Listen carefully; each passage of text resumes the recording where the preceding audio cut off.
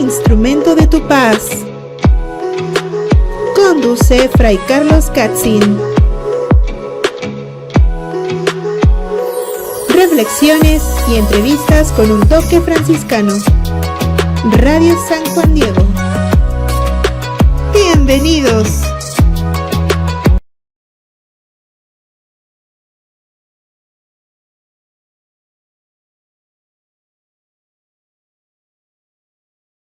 Paz y bien, amigos, bienvenidos una vez más a este su programa, Hazme Instrumento de tu Paz. Para nosotros es un enorme gusto poder seguir realizando estos programas, poder seguir llegando hasta sus hogares. Muchas gracias a todas las personas que nos mandan un comentario, gracias a las personas que nos siguen de las diferentes diócesis de la Ciudad de México, o más bien de la República Mexicana, y también a todas las personas que nos hacen favor de escucharnos en algunos otros países. Gracias por estos 2 años que hemos podido realizar este programa. Lo seguiremos haciendo con otros temas, tratando, como ya les explicábamos, de hacer series de temas, no solamente una breve catequesis, sino una catequesis más amplia que dure 2, 3 programas, pero que nos pueda dejar quizá una enseñanza o quizá una motivación mucho más profunda. No para saber más, esto ya lo hemos dicho en otras ocasiones, no es que nos interese saber más o saberlo todo.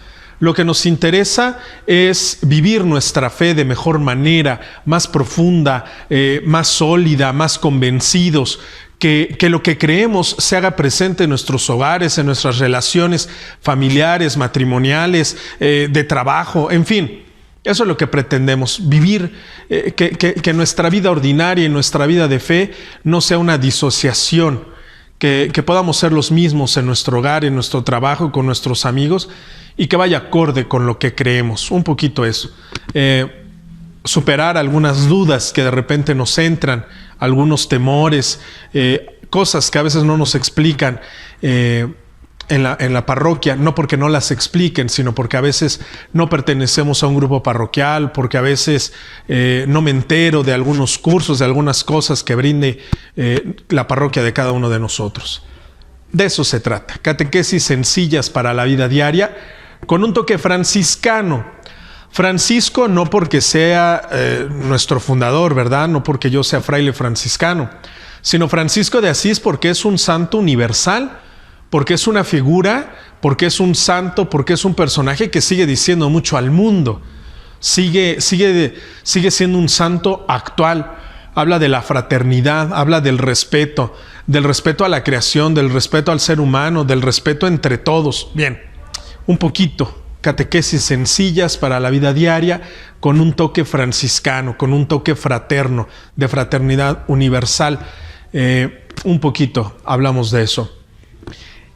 Estos últimos programas hemos tratado de hacer una catequesis amplia sobre la vivencia de la Cuaresma. El último programa, o el programa pasado incluso, hablábamos de este sentimiento de culpa, de este no sentirme perdonado, de este sentir que todavía debo algo después de que me confieso.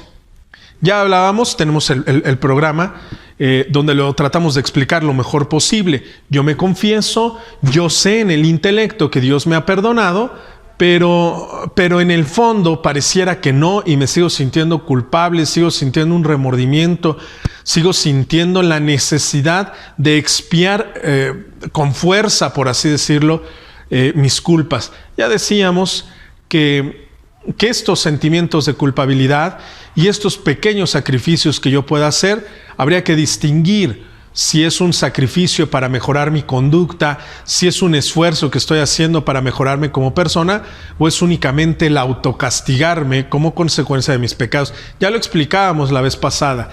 De ahí, de esta idea de tratar de explicar un poquito más, es que surge el programa del día de hoy. Y a mí se me ocurrió poder presentarlo con estos 2 personajes, con estos dos grandes. Ahorita lo vamos a explicar por qué digo 2 grandes, pero desde el título del programa ustedes se darán cuenta. Nuestra vida espiritual, nuestra vida de comunión con Cristo, nuestra vida espiritual, muchas veces transcurre, o a lo largo de nuestra vida nos encontramos a veces entre Pedro o a veces entre Judas, ¿no? Un poquito haciendo memoria de estos dos personajes. A veces, como Pedro, que efectivamente en algún momento le dice al Señor Jesús: tú eres el Mesías, tú eres el Hijo de Dios vivo.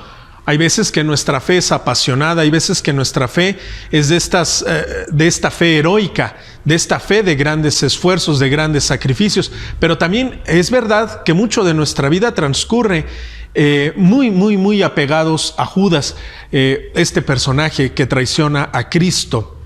Sin embargo, nosotros que a veces pintamos a Judas incluso en este lado oscuro, de color negro, el innombrable, el que no vale la pena ni ser recordado, valdría la pena desmenuzar un poquito, porque verán que mucho de uno y mucho de otro transcurre, sucede en nuestra vida. A veces, repito, esta fe apasionada, esta fe que está dispuesta al martirio, pero también luego esta fe que es capaz de traicionar, que es capaz de dar la espalda. Hoy vamos a hablar de eso, porque ni uno ni otro, ni una ni otra postura surgen de la nada. Ninguna postura es de la noche a la mañana. Hay un camino, hay un recorrido que fue haciendo Pedro, hay un recorrido que fue haciendo Judas. Hoy queremos hablar un poquito de eso para saber qué le faltó a uno o qué le faltó al otro, y ver si alguna de estas cualidades, alguna de estas características tiene que ver con mi vida. Y si yo me encuentro en alguna de estas situaciones, ¿qué pudiera hacer? Esto es importante, por eso hemos dedicado la introducción a que usted considere que vale la pena hacer una reflexión sobre Pedro y sobre Judas, porque pudiéramos pensar que mi vida está muy distante de Judas. Y yo me atrevería a decir, y con eso quiero cerrar esta introducción antes de ir al corte, yo me atrevería a decir que fue más cobarde Pedro, Lo vamos a explicar, no se escandalice ni me tache de, no sé, como de traidor a la Iglesia Católica, no, pero de eso vamos a hablar un poquito. Yo pienso que fue más cobarde Pedro que se esconde. Judas da la cara, Judas va y lo entrega. Judas tiene el valor de arriesgar su propia vida por entregarlo. Pedro se esconde. ¿Dónde está la diferencia de uno y otro? ¿Por qué uno es grande? ¿Por qué uno es ensalzado y el otro olvidado? ¿Qué comparto yo de uno y qué comparto yo del otro? ¿Y cómo puedo ir limpiando estos vicios o estas características negativas de uno y otro, para poder entregarme, para poder configurarme, para poder vivir esta Semana Santa que se aproxima de la mejor manera, de una manera más libre, de una manera sin ataduras? ¿Cómo puedo yo hacer? De eso vamos a estar hablando en el programa del día de hoy. Muchas gracias por escribirnos, muchas gracias por sus comentarios. Aunque no estamos grabando en vivo, créanme que los leemos, que estamos muy al pendiente de sus comentarios, de sus palabras, y eso nos ayuda a seguir haciendo estos programas y a prepararlos cada vez con más amor y también con más elementos que nos puedan ayudar en la vida diaria. Eso es sobre todo el objetivo. Catequesis sencillas para la vida diaria con un toque franciscano. Vamos a un corte y regresamos.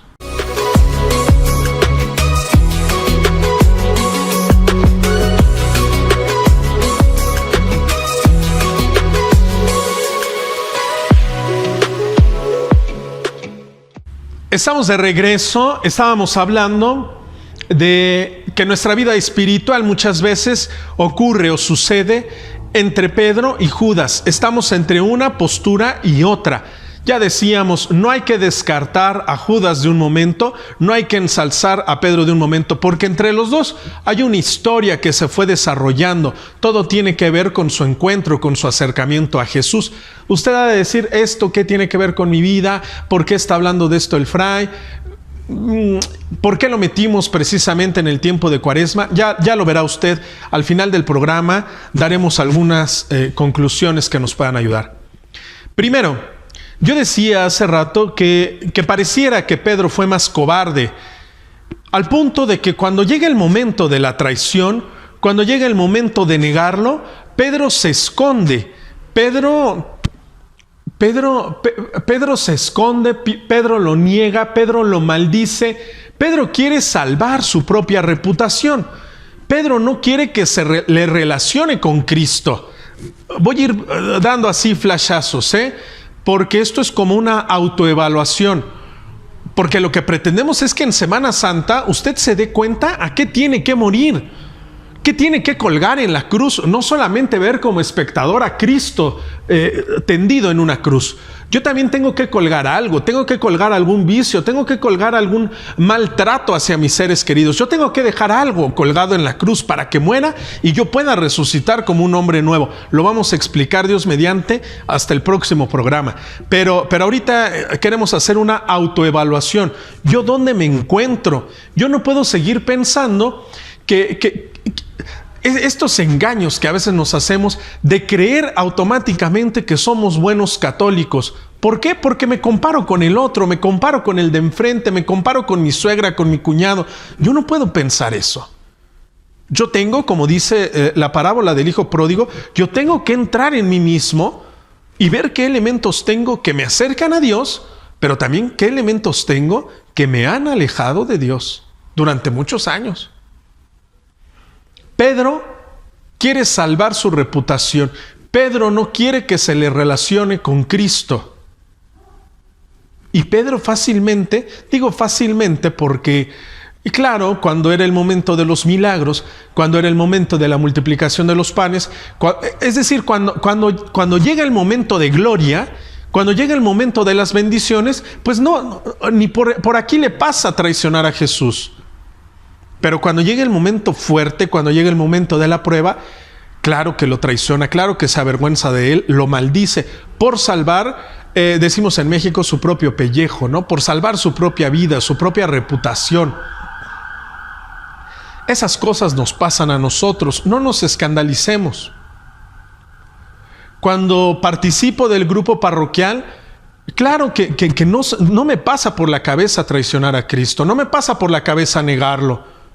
Cuando estoy en un retiro, cuando en nuestra casa bendecimos los alimentos, cuando tenemos a un difunto y vamos todos a la funeraria a rezar el rosario, por supuesto que no viene el momento de prueba. Pero cuando tengo que dar mi opinión sobre el aborto, cuando tengo que dar mi opinión sobre el divorcio, cuando tengo que dar mi opinión sobre las demás religiones, entre comillas, cuando tengo que opinar sobre la santería o la brujería, cuando acepto que me regalen el dólar de la buena suerte, es decir, en el momento de la tentación, por así decirlo, que muchos dirán, no creo que sea una tentación tan grande aceptar un borreguito de la abundancia, poner un cuerno de la abundancia en mi comedor. Estamos hablando de estos momentos que parecieran que pasan desapercibidos. En ese momento, claro que también me escondo de Jesús. Claro que repito la misma escena que hizo Pedro. Apartarse de la hoguera, apartarse del reflejo de la luz para que no se le descubriera, para que no se dieran cuenta que él seguía a Cristo. Pero, por eso yo decía, a veces es como más cobarde esta actitud de Pedro. A veces es más cobarde esta actitud de Pedro, que se esconde, que no quiere que lo relacionen con Jesús. Este es un primer momento para hablar de Pedro. Vamos a dedicar todo este bloque para hablar de Judas. Vamos a dejar a Pedro ahí, en quedémonos con esa idea. Pedro, cuando viene la tentación, cuando viene el momento de la prueba, por muy ligera, por muy pequeña que parezca la prueba, sigue siendo prueba. Y Pedro lo primero que hace es salvar su propia persona, salvar su reputación. Lo que Pedro quiere es que no lo relacionen con Jesús. Vamos a quedarnos con eso. Ténganlo ahí en su mente, guárdenlo en su corazón. Vamos a regresar en el tercer bloque para hacer una conclusión sobre Pedro. Pero hoy quiero enfocarme, en este segundo bloque, quiero enfocarme a Judas. Fíjense que Judas se cree, no tenemos la certeza, pero que se cree que pertenecía, antes de seguir a Jesús, se cree que pertenecía a un grupo guerrillero, a un grupo religioso guerrillero. Se le asocia con un grupo llamado de los celotes o de los celotas, que en realidad tiene mucho que ver con el propio nombre. Estos celosos guardianes, por así decirlo, celosos guardianes del pueblo judío, celosos guardianes de las promesas de Dios. Y ya Dios había prometido que iba a enviar un liberador, que iba a enviar a un Mesías, que iba a enviar a alguien que los liberara de la opresión. Judas, cuando contempla a Jesús, cuando ve las maravillas que hace Jesús, decide seguirlo, decide aceptar el llamado, decide. ¿Se acuerdan ustedes que en una primera oleada todo mundo se fue con Jesús? Todo mundo quiso ser parte del grupo de Jesús. Llegó a tener 70 y tantos. Recuerden ustedes que incluso en el Evangelio los manda de 2 en 2, van, predican por las ciudades, curan enfermedades, expulsan demonios en el nombre de Jesús, y cuando regresan todos están sorprendidos y le empiezan a contar. Vamos a recordar este pasaje.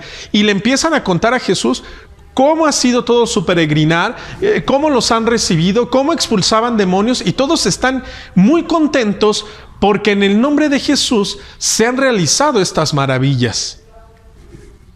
Incluso el Evangelio termina diciendo, bueno, qué bueno que se alegren de esto, pero alégrense más de que sus nombres estén inscritos en el cielo. Bien, Judas es parte de esta gente. Judas es parte de este grupo. Va pasando el tiempo y muchos se van separando de Jesús porque no vienen las guerrillas, porque el imperio romano sigue gobernando, porque los reyes de Israel o el rey de Israel sigue sometiendo, sigue oprimiendo al pueblo, y pareciera que no se cumple, ¿verdad? Incluso hay otro pasaje donde la gente se empieza a ir, es decir, había multitudes con Jesús, seguidores, gente que escuchaba a Jesús toda la vida, tuvo mucho público, pero seguidores de Jesús eran multitudes, después 72, y después empezaron a ir, hasta que llega el momento en que quedan solo estos 12. Y el Señor Jesús es muy claro cuando voltea, vienen caminando y voltea y les dice, ¿ustedes también se quieren? ¿Ustedes también me quieren dejar? Y es ahí lo que recordábamos en el bloque pasado, y es ahí donde Pedro le dice, ¿a quién vamos a ir? Si tú tienes palabras de vida eterna y nosotros hemos creído que tú eres el Hijo de Dios. Eso lo dice Pedro.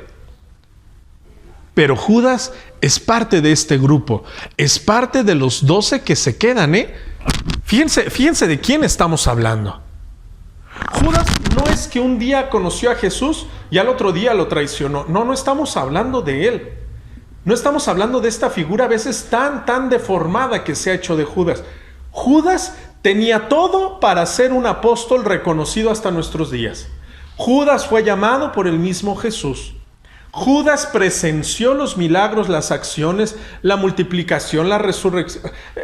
Judas estuvo presente en todos estos acontecimientos. Judas decidió seguir a Jesús. Judas, cuando todo el mundo se fue, Judas decidió permanecer prácticamente hasta el final. Es decir, Judas era un hombre de ley. Judas era un hombre, vaya, que arriesgó, que decidió entrarle con todo al seguimiento de Cristo. Fíjense de lo que estamos hablando, Judas dijo, sí, yo seguiré contigo. Yo iré contigo hasta el final si es necesario. Bien, ¿por qué enfatizamos esto? Estamos hablando ahorita de la persona de Judas. Judas no es un improvisado, por así decirlo. Judas no es alguien que Jesús agarró del montón y bueno, no funcionó y se regresó a su casa. No. Judas, ya decíamos, se cree, lo más probable, los estudios indican que lo más probable es que haya pertenecido a este grupo de los celotas, de los celosos guardianes de la enseñanza de los judíos, de los que esperaban la llegada del Mesías. Cuando se encuentra con Jesús, este que es celoso defensor, celoso guardián, cuando se encuentra con Jesús, decide seguirlo y le cree por todo lo que va viendo, por los acontecimientos que van pasando, por la misma persona de Cristo, la misma cercanía con Jesús, lo va haciendo que él se vaya convenciendo de que efectivamente en Jesús hay algo diferente, que lo más probable es que Jesús sea el Mesías. ¿Qué pasó entonces? ¿Qué pasó entonces? Y yo quiero reflexionar en lo que pasó, porque puede ser el caso de muchos de nosotros. Tener todo para ser apóstoles, es decir, tener todo para ser testigos del mensaje de Cristo, tener todo para ser embajadores de la buena nueva en mi hogar, en mi trabajo, en mi matrimonio, tener todo para encontrarme con Cristo en esta vida, tener todos los elementos necesarios para tener una familia buena, bella, plena, un matrimonio duradero, una familia sana, santa, tener todos los elementos, y me puede pasar lo que le pasó a Judas. Traicionar a Jesús, vender a Jesús. ¿Qué le pasó a Judas en el camino? Judas viene con una idea de lo que debe ser el Mesías. Judas creció en este grupo de los celotas, de los celotes. Judas creció con una idea: el Mesías debe de cumplir esto, esta y esta otra característica. Judas creció con esa idea y va viendo en Jesús que va cumpliendo con ciertas características, pero llega un momento en que Jesús ya no cumple sus expectativas. Y esto es lo que yo quisiera reflexionar en nuestra vida. Cuando el Señor Jesús va sanando mis enfermos, cuando el Señor Jesús me consiguió trabajo, cuando el Señor Jesús va cumpliendo la lista de requisitos que yo tengo en la mente, es decir, yo pienso que si Dios es bueno, que si Dios es providente, pues a mí me debe de ir bien, debo de tener salud, debo de tener una familia estable, debo de tener un matrimonio fiel, no debo de sufrir enfermedades, debo de morir de viejito, debo de estar económicamente estable, mis hijos deben de ser personas de bien. Es decir, yo tengo desde muy joven una idea de lo que Dios debe de hacer en mi vida. Una idea quizá equivocada, una idea que me enseñaron mis padres, una idea que fui aprendiendo, no sé, a lo mejor en el catecismo, en fin. Cada quien tiene en la mente lo que Dios debe de cumplir en nuestra vida. Y eso es muy difícil de desprender. No nos cabe en la cabeza que Dios me permita una enfermedad. No me cabe en la cabeza que Dios permita la muerte de un hijo. No me cabe en la cabeza. Entonces, igual que Judas, yo puedo seguir a Cristo mientras voy viendo las maravillas, mientras voy viendo los milagros. Pero llega un momento, como le pasó a Judas, llega un momento en que este Jesús, que aunque resucita muertos, que aunque multiplica panes, que aunque predica las bienaventuranzas, llega un momento en que este Jesús no concuerda con los ideales o no concuerda con lo que yo espero de Dios. ¿Se entiende? Llegó un momento en que como Dios no me salvó mi matrimonio, en que como Dios no hizo que, en lugar de curarme de la enfermedad, me dio más fuerte, es decir, como Dios no se comportó como Dios según mi criterio, entonces llega el momento en que rompo con Jesús. No es de momento la traición, no es de momento el apartarme de Jesús, pero sí llega el momento de romper internamente con Jesús. Ya no me va convenciendo, ya no cumple mis expectativas. Yo necesito otra cosa. Yo necesito que alguien me dé garantías, que alguien me dé seguridades, que alguien me permita dejar de sufrir. Entonces, esa es la ventana por donde se cuelan pues las supersticiones, los falsos ídolos, la brujería, que hoy no hablaremos de eso, pero yo creo que ya va siendo momento de hablar de un programa exclusivamente de eso, pero hoy no hablaremos de eso. Simplemente, como Jesús ya no cumple mis expectativas que me han inculcado desde niño, expectativas que yo solo me he creado en la mente, expectativas que con mi poco conocimiento de la doctrina cristiana, que con mi poca participación de la vida de iglesia, yo me he ido haciendo en la mente.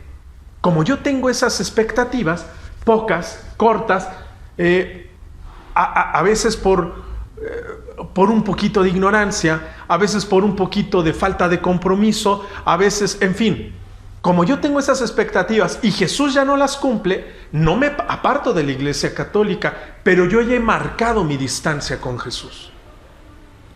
Yo ya no concuerdo del todo con Jesús. Sigo siendo muy católico, sigo siendo muy guadalupano, pero cargo una pulserita roja para la buena suerte. Pero sigo haciendo rituales, entre comillas, para atraer la abundancia. Me sigo poniendo pulseritas meramente de protección. No es que yo crea en eso. Me doy a entender, yo ya rompí con Jesús, pero no me he apartado de la iglesia. Este es el camino que va haciendo Judas. ¿Por qué? Porque Judas quiere que Jesús se haga a su modo. Y esto es muy fuerte de decirlo. Queremos que Dios se haga a nuestro modo. Queremos que Dios actúe como nosotros queremos. Incluso revisemos a veces nuestra oración. Nuestra oración es así. Le damos indicaciones a Dios de cómo debe actuar. Haz esto, sana aquello, que se componga esta situación de esta manera y en este tiempo y como yo lo quiero. Es un poco lo que a veces pasa. Llega un momento quizá más fuerte cuando pasamos algún momento fuerte de alguna pérdida, de alguna situación, donde nos vemos más vulnerables, donde perdimos la solvencia económica. Es decir, viene un momento de fuerte crisis y entonces hacemos esto. Entregamos a Jesús. ¿Qué quiere decir esto, entregar a Jesús? Ustedes han visto, por ejemplo, señoras que durante 60, 70 años fueron católicas y de repente por alguna crisis, porque sus hijos cambiaron de religión, que repito, estas cosas de brujería, superstición, no es que sean religión, pero cambiaron de religión, entre comillas, y ahora ustedes ven afuera de su casa cuadros de la Virgen tirados, estampitas en el piso. Es decir, vendí a Jesús.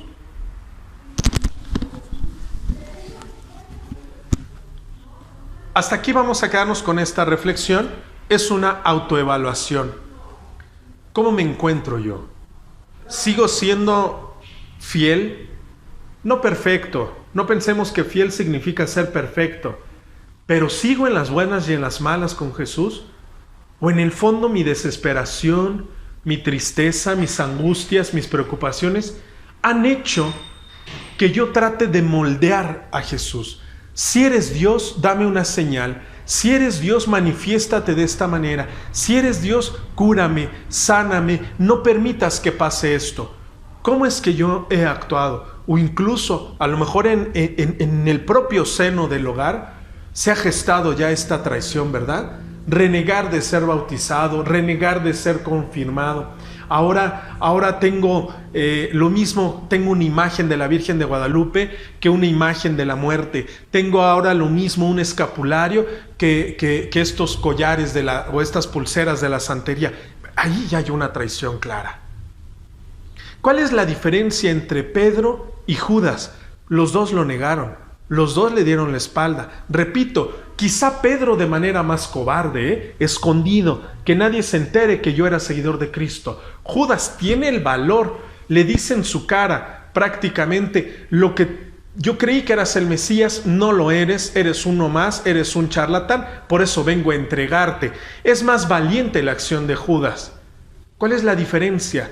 ¿Por qué uno es santo y por qué uno no? ¿Qué pasó? y cómo resolver esta angustia en nuestra propia vida, cómo resolver este dilema, cómo resolver esta idea de hacer a Dios a mi modo, cómo resolverlo en mi propia vida. Vamos a un corte y regresamos.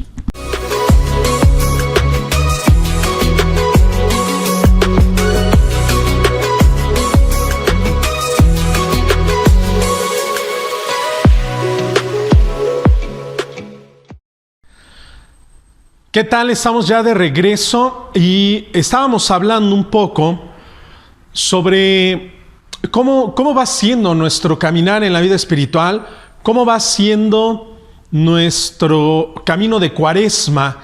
Y ya poníamos nosotros la idea de que muchas veces nuestra vida espiritual transcurre entre estas dos figuras, entre Pedro y Judas.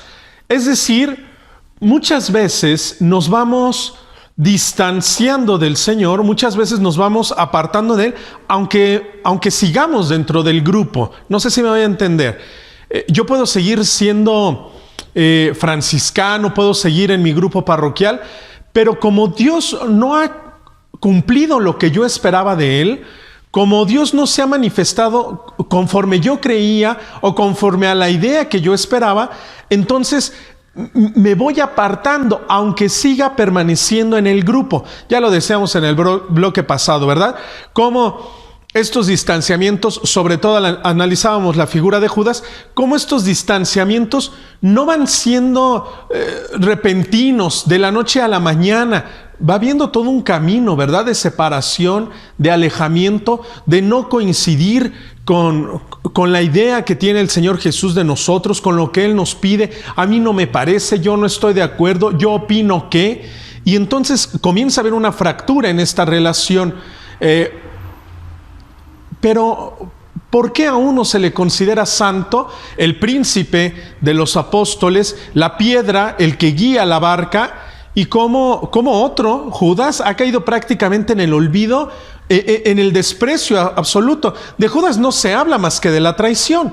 ¿Qué pasó? ¿Cuál fue la diferencia entre uno y otro? Ya lo decíamos. Incluso Judas, entre comillas, pareciera que es más valiente, pareciera que está más convencido de lo que va a hacer, porque va, lo entrega, lo presenta. Por el contrario, Pedro se esconde, Pedro se oculta, ¿verdad? ¿Cuál es la diferencia? Precisamente la diferencia está en lo que ocurre después del pecado, en lo que ocurre después de la traición. Los dos traicionaron a Jesús, los dos se apartaron de Él, los dos rompieron esta relación con Jesús, los dos. La diferencia está en lo que viene después de la falta, que es ahí donde nosotros queremos reflexionar, porque ninguno de nosotros pudiera decir, no, yo nunca le he fallado al Señor, uy, no, yo siempre he permanecido fiel. Nadie pudiera decir eso. Todos hemos faltado, todos hemos pecado de alguna u otra manera, todos nos hemos apartado de Dios. ¿Cómo volver a esta amistad? ¿O qué hacer ahora en este tiempo de Cuaresma? ¿Cómo puedo reconciliarme? La diferencia está en lo que viene después de la falta. Es ahí donde queremos reflexionar. Todos hemos cometido un pecado. Todos de alguna manera le hemos dado la espalda a Jesús. Con mi conducta, con mi doble cara, con mis trampas en mi vida familiar, en mi vida matrimonial, en mi vida laboral. Todos. ¿Cuál es la diferencia del que recuperó la amistad con Cristo y de aquel que murió sin haberse reconciliado? ¿Cuál es la diferencia? Precisamente en lo que viene después del pecado. ¿Cómo actúo después de que falto? Judas, después de que comete esta falta, después de que comete este error, después de que traiciona a Jesús, Judas, él solo, esto hay que resaltarlo, él solo quiere remediar el mal. Incluso se arrepiente. ¿Se acuerdan que llora y va y quiere regresar las monedas? Como creyendo que al regresar las monedas van a decir, bueno, está bien, vamos a dejar otra vez libre a Jesús. No. Judas tiene en su idea reparar un daño y que todo vuelva a ser como antes, que todo vuelva a la normalidad. Como yo me atrevería a decir, como que en la mente de Judas está de nuevo presentarse a Jesús y decirle, mira, ya regresé las monedas, me di cuenta que fue un error, pero no te preocupes, tú ya estás en libertad. Como que pareciera que le quiere hacer el favor a Jesús, como si le estuviera diciendo, no te preocupes, yo ya solucioné todo. Esto es un punto gravísimo cuando nosotros cometemos alguna falta. Esto hay que tenerlo muy presente. Yo me doy cuenta de que cometí un error, de que cometí una infidelidad en mi matrimonio. Yo me doy cuenta de mis acciones. Yo reconozco que he fallado. Y soy yo solo, sin ayuda de nadie, sin la gracia de Dios. Otro día hablaremos en qué consiste la gracia, que ya hay un programa pasado. Ustedes lo pueden buscar. Pero pareciera que en eso consiste. Yo solo voy a remediar todo. Yo solo voy a volver a poner las cosas en orden. Yo solo no necesito de la gracia de Dios, no necesito del perdón de Dios, no necesito de la misericordia de Dios. Yo solo, porque ya me di cuenta. Si le pido perdón a mi esposa, las cosas volverán a ser como antes. Si me reconcilio con mis padres, si me reconcilio con mis hijos, las cosas volverán a ser como antes. Basta que yo deje de tomar para no causar disgustos en mi familia. Basta con que yo sea un trabajador más honesto, más honrado, para llevar una vida armónica. Aguas, porque esa es la idea que nos han vendido. Pareciera que ahora estamos envueltos en un ambiente donde yo solo puedo obtener mi satisfacción personal, yo solo puedo obtener la plenitud de la vida, yo solo puedo, en términos religiosos, yo solo puedo obtener la salvación. ¿Se acuerdan de esto? Incluso el Papa Francisco ha hecho mucho énfasis porque esta idea de que yo solo me puedo salvar, de que yo solo me puedo corregir, de que yo solo me puedo ganar el cielo, esta idea ya estaba desde los primeros siglos. Y el Papa Francisco ha hablado mucho de esta herejía del pelagianismo, la idea de un tal Pelagio donde yo solo, si soy bueno, me puedo salvar, no necesito la ayuda de Dios. No lo pensamos así. No lo decimos en el discurso así, pero a veces así actuamos. A veces así actuamos. Yo no necesito confesarme. Yo directamente con Dios, yo le pido perdón a mi esposa, yo me reconcilio con mi familia, vamos a una terapia donde vivamos más armónicos y no necesitamos de la presencia de Dios en nuestra vida. Esto es grave. ¿Por qué? Porque si esto diera resultado, está bien. No hay problema que tú solo lo hicieras. El problema es que a la larga no da resultado. Veamos el ejemplo de Judas. Judas se arrepiente, Judas trata de enmendar el mal, Judas trata de resolver la situación que ha provocado. Al ver que esto le sobrepasa, al ver que no hay una armonía, al ver que no ha conseguido la plenitud, entonces viene una frustración. Y es cuando dice la tradición que decidió ahorcarse.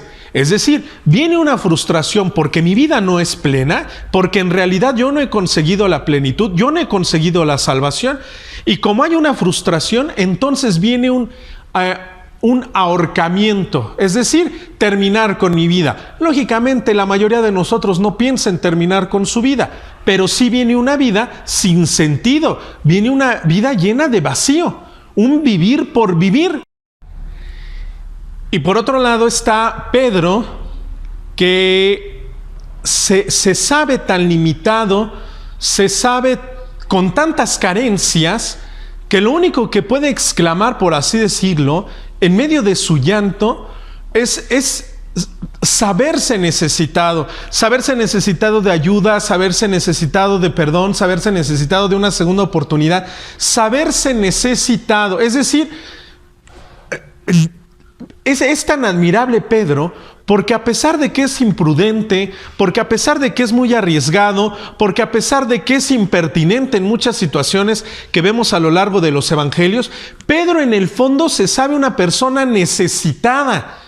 Pedro en el fondo, imagínense, yo me atrevo a poner palabras en boca de Pedro, que no las ha dicho, pero cuando uno lee el Evangelio pudiéramos descubrir entre líneas esto.